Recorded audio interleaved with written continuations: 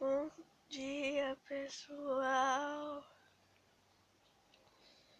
Eu tô aqui. Acabei de acordar. Hoje a gente vai fazer a rotina da manhã, ok?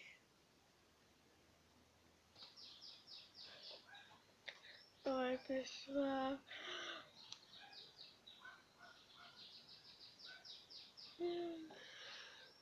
Eu tô aqui.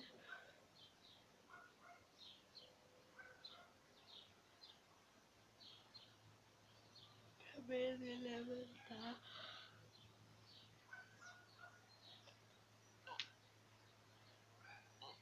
Eu vou tomar café. Vamos lá? Gente, então, eu vou tomar meu café. E o café que eu vou tomar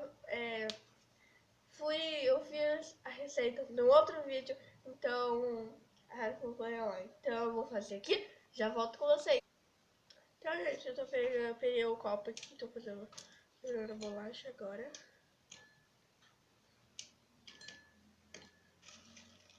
Gente, eu acordei tarde, mas não é a primeira vez.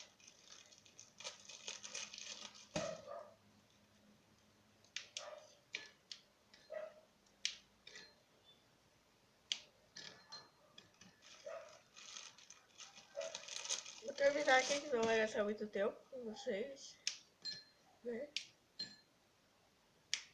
Então, beijo até outra coisa que eu vou fazer. Gente, depois do café, que eu não vou gravar vocês comendo, só vou gravar eu comendo uma colherzinha só, não vai ficar sem graça. A gente vai passar pano, varrer a casa e limpar a estante, tá bom? Então, vamos lá que eu vou... Espera aí que eu vou coisar a coisa aqui, eu vou aqui e vou tomar café, peraí. Aqui está, gente.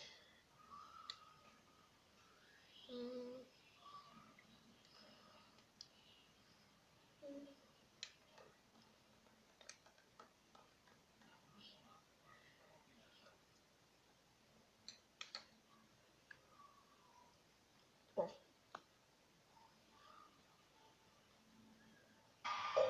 Voltei, eu vou varrer a casa, eu vou varrer a sala e o quarto, ok? Passe o tempo que passar, sempre vou estar aqui te esperando.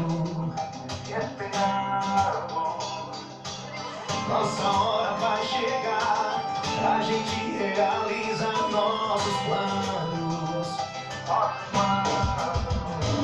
Deixa o povo falar, duvidado, nosso amor.